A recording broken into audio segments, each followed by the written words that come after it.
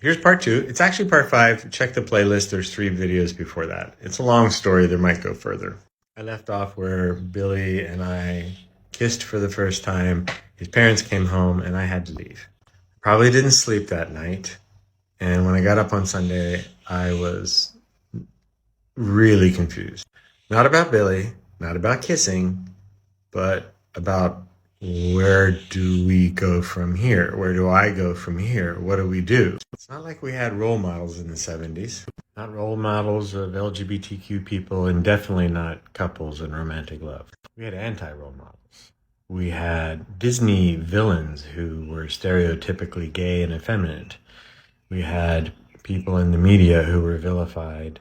And if homosexual people, gay people, LGBTQ people were talked about by family or friends, it was always in hushed tones and horrible stuff. So what were we to do? I knew I wanted to be with him, but was that even a possibility? So I did what I usually do when I don't know what to do. I went to the garden and gardened. I was probably putting in beer traps because that's what I remember, sitting in the dirt. Anyway, and then the doorbell rang, and soon after, my younger brother came outside and he said, "Hey, you got a friend here." And right behind him was Billy. Now, Billy and I didn't have any plans to see each other. He would always show up at work at my break and we'd have dinner or lunch or whatever, but that wasn't until later in the week. I wasn't working that day.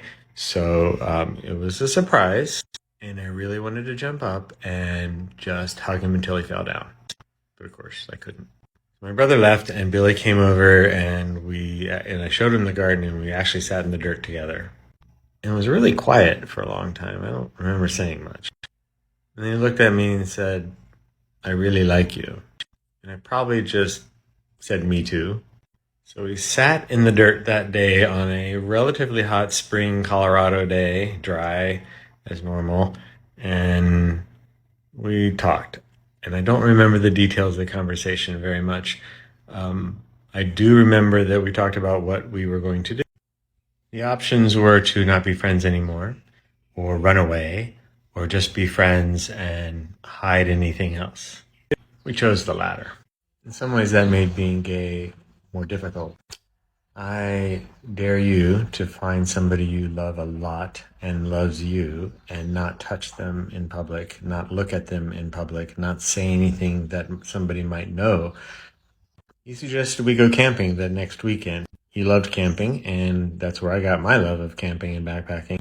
And I agreed because it was the only place we could be alone and talk and kiss.